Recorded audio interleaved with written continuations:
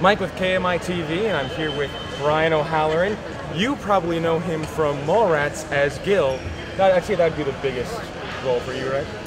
Yeah, that would definitely either that or as Grant Hicks in Dog. Otherwise, I'm just in the background. Right. So I'm sure this isn't your first Comic-Con, right? No. I've done quite a few actually.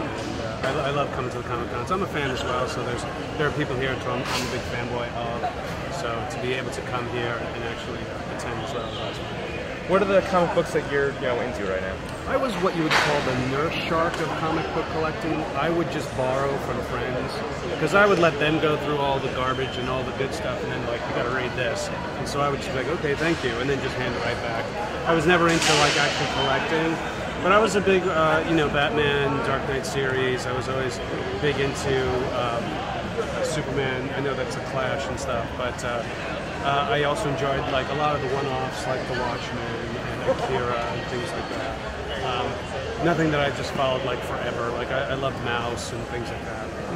Mostly the graphic novels. And now it's been so many years since Clerks, but people still resonate with that movie, and I'm sure they still come up to you and say the same thing.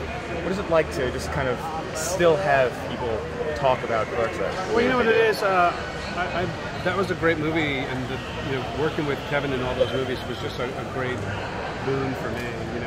And he's just a fantastic writer. Just to be working with him was just a great, awesome experience. And that this movie still resonates with people is just a testament to how well written it was, and how much it still is relevant. People still work crappy service jobs or work a job that they don't know how to get out of. And it's totally on that type of thing. You've either been a customer who's been abused by the clerk who doesn't know what he's doing, or hurt, or you've been in that job where you just couldn't wait until the day ended. And I know one of the more underrated things that spawned from that show is the animated series. You can forget. Do you think that it would ever come back, or? I would love to. I know myself and Jason Mewes, and I'm sure Jeff Anderson would love to come back and do the voices.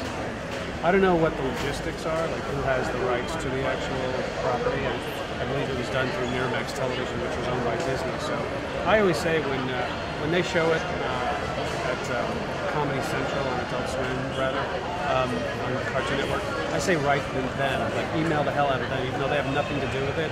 I'm sure if they had like 3 million emails saying we would love for the show to come back, someone in the upper echelon of the offices would go, we could make some money off this. And even if they bought the rights for like $10 million and then made it for 5 years, they'd make that money back within a year and a half. Sure. Do you know what Charles Barkley thought of the show? I never got to, when he came in to record, I was never in the studio for that. Charles is a great guy. He's a goofball. From other friends that I have who are sports friends who interacted with him at different events. I would have loved to see what he thought, but I'm sure he would. Because I've heard him voice over other cartoons. So what are you up to now? Next thing coming up for me, I just did an off-Broadway run of a show for the New York Fringe Festival. That was last month. And the next thing is a film called Keeper of the Pinstripes. It's about a young man who becomes a bat boy for the New York Yankees. So I'm involved in that. The script is still being worked on right now. That should start shooting by the middle of next year. And then there's a horror film called The Gathering, written and directed by John Keyes. We should start filming that by next year as well. Sounds great. Thanks, man. Brian O'Halloran.